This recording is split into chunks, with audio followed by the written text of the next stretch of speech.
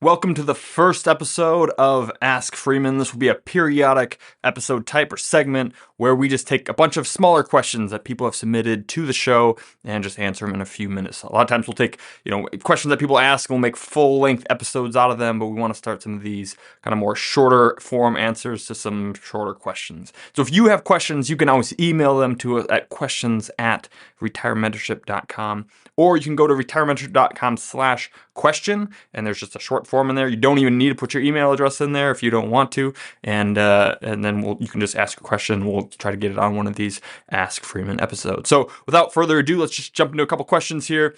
The first one here is from Robert, and he asks, do you track net worth in YNAB? So if you're very new to the show, obviously we talked about the power of cash flow and net worth. There was a few episodes ago, and making a net worth and cash flow statement. And then we did some episodes on budgeting and the app You Need a Budget, which I highly recommend. And you can get if you're a client of ours, and potentially even if you're a retired member as well. So go back and listen to those if you haven't. So it's a good question, Robert. Like, do you implement those things together then? Do you take the net worth side of the power of having net worth and knowing what that is and tracking that, and do you incorporate that with YNAB and that app and always having that at your fingertips? I do, but with some caveats there. So YNAB has this feature where it'll have like what they call your budgeting accounts, right? And that's where it takes in your checking, your savings, maybe if you use it for that, and then any credit cards or charge cards, those kind of things, right? And it uses all of those and comes up with like your total like budget amount, like how much money do you actually have, which is basically your amount in your bank accounts minus any amount that you have outstanding in credit cards. And so if you've got $15,000 in your checking, but you got $6,000 in outstanding credit card balances of just stuff that you're running up, even if you're paying them off, then you don't really have $15,000, right? You really have 15,000 minus 6,000. And so it does a great job of doing those kind of budget accounts. And then also has this tracking feature where you can connect other accounts and just track them. And so maybe they're not part of your budget, right? You're not using them for daily expenses, but you just want to kind of pay attention to those and see what's going on there. And then it will actually have a net worth report in the desktop version of YNAB. It's one of the few things that are only in the desktop and not in the mobile. And so the question is, do I do this? Do I track net worth in YNAB? So yes, I do. And so like I'll do my house, and I'll update that once a year, put that in there. I'll update some other different accounts and stuff. One caveat though is that I don't connect investment accounts. You can technically, because it uses Plaid connections. You can connect, your Roth IRAs and your 401. Like you could do all that if you want, but I don't recommend doing that. And the reason is I don't recommend that you look at balances in investment accounts more than once a year, if possible, right? Like if you are planting an oak tree, you don't go dig it up every day to see how it's growing, or even every week, or even every month, or even every quarter. And so I don't even recommend looking at monthly statements or quarterly statements, let alone daily seeing what the balance of those accounts are. We are investing for the long term, right? Even if you are right up against retirement, and so the value of those accounts seem to really matter because you're just about to retire or whatever else, you still have decades to go in retirement, right? We always say that retirement is not the finish line; it's mile marker 13.2 in a marathon. You're only halfway there,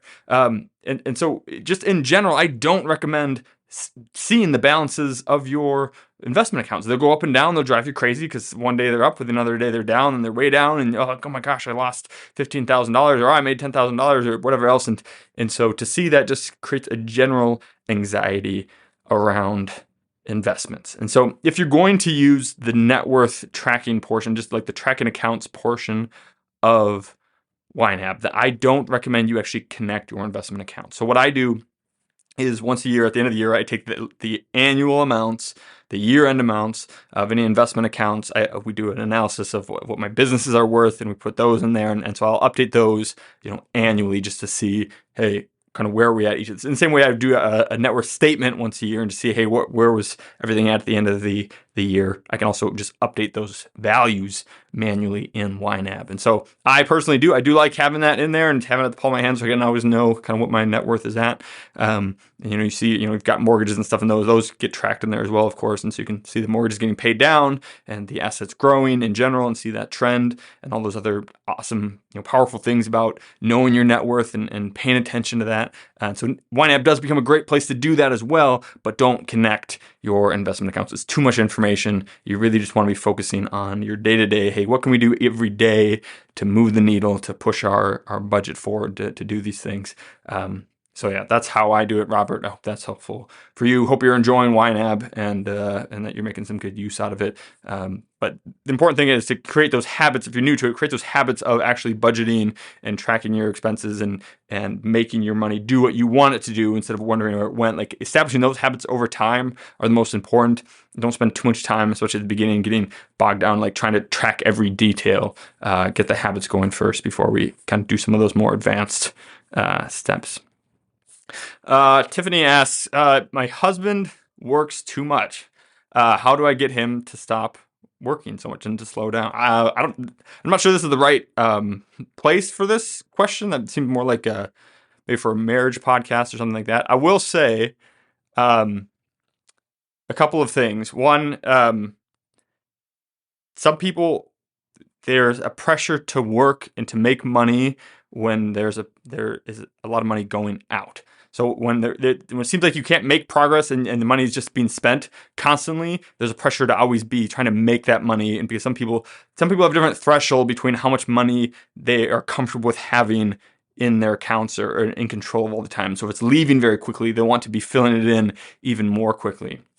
Or even if there's just the perception of that, right? And so one thing that I've noticed is that, some of us have like this proclivity to always be thinking of ways to spend money. We're always thinking of the next trip we want to take, the next item we want to buy, the next whatever else.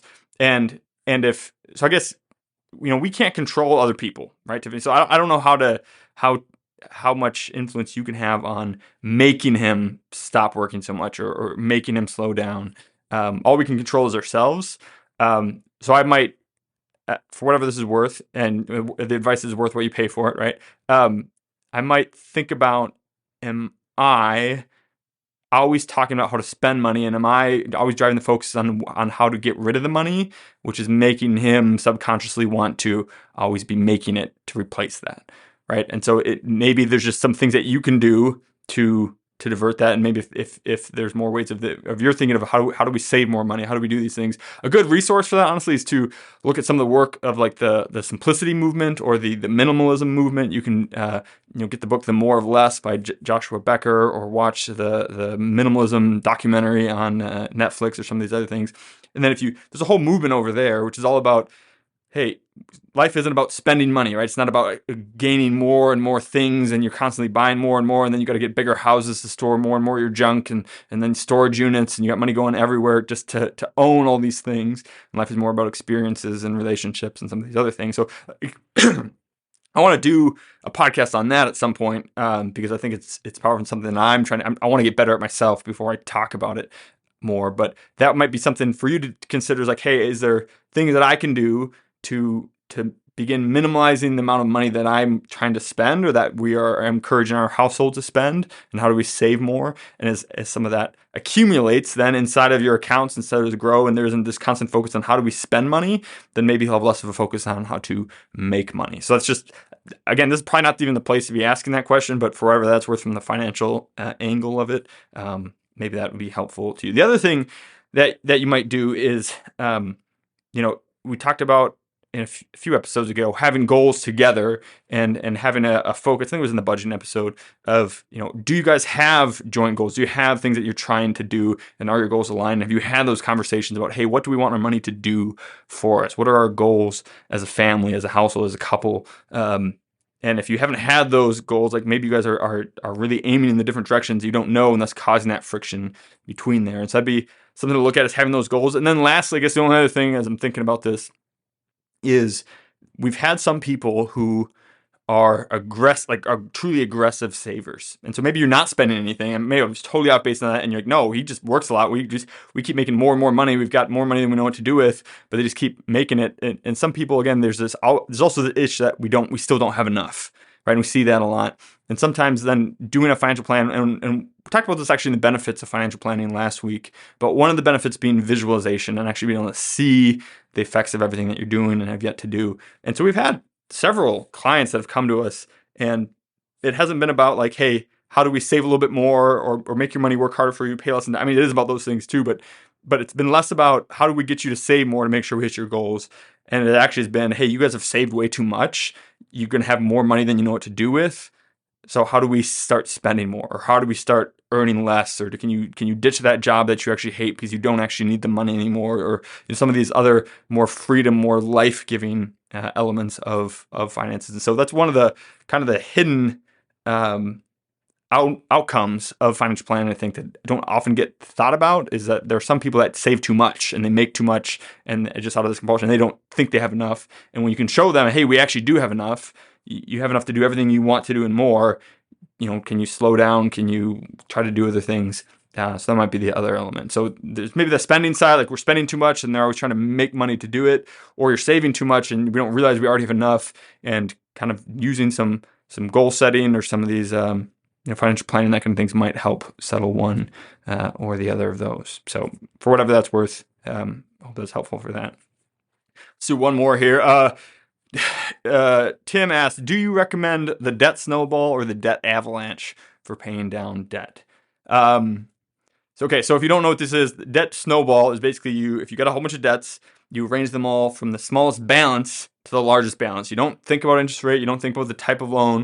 It doesn't matter. Like smallest to largest, and you pay off the smallest one first. You make minimum payments on all of them. You pay off the smallest one first, and when that's done, then you turn that payment around and you start paying off the next smallest one. And when that one's paid off, you take those first two payments and you roll it into paying off the third one, etc. And so it becomes like this snowball, right? And as it rolls downhill, it picks up snow, it picks up additional minimum payments. And so by the time you get to the bigger ones at the end, now you've got a big chunk of cash flow attacking those debts every month to start paying those down. And so that's the debt snowball concept. Dave Ramsey's famous for teaching this, right? Other people advocate for it as well.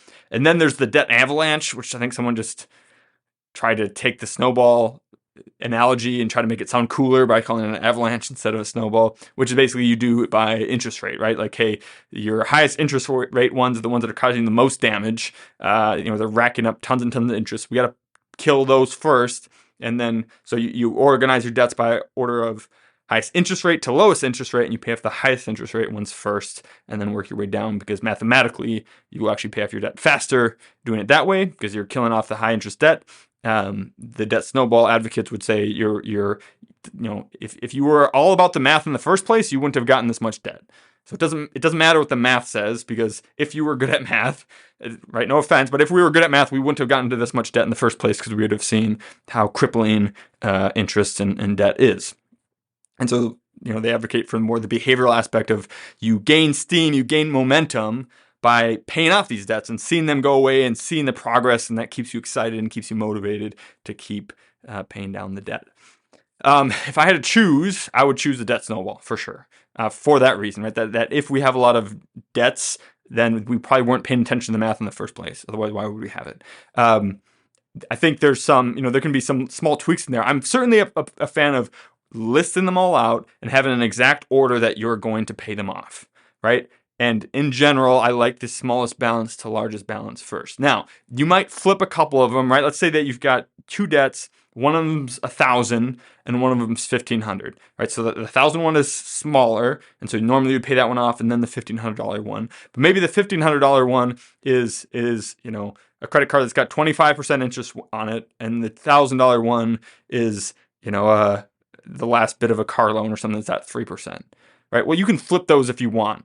Or whatever it is, right? If the balances are technically one smaller and should be paid off, but the slightly larger one has a much highest interest rate, you can flip those if you want, just to kind of get the best of both worlds there. But in general, the smallest balance to largest balance, I think, is better for all the behavioral reasons why we did it, right? It's not about what we know. If it was just about knowing what's better in the math and all that, then we'd all be billionaires with six-pack abs, right? There's more to life and more to personal finance than just what the math says we should or shouldn't do.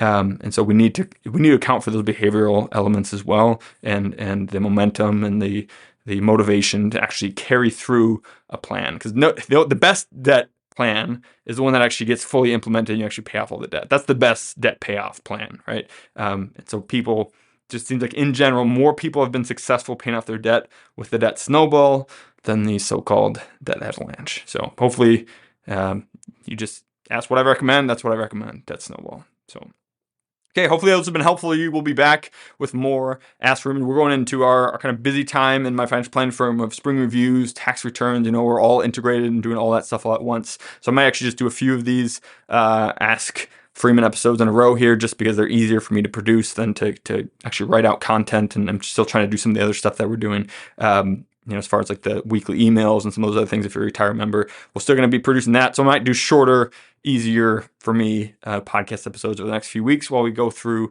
spring reviews and tax season. So stay tuned. Hope if you haven't ever yet, you listen on Apple Podcasts or one of the other ones that I'll allow you to rate, and this has been a helpful podcast to you, I'd love it if you'd give it a 5 stars. It helps other people find the podcast and spread it. And of course, we've got lots more in store coming up. Hope this has been helpful. We'll see you next week. Cheers. I hope you enjoyed that.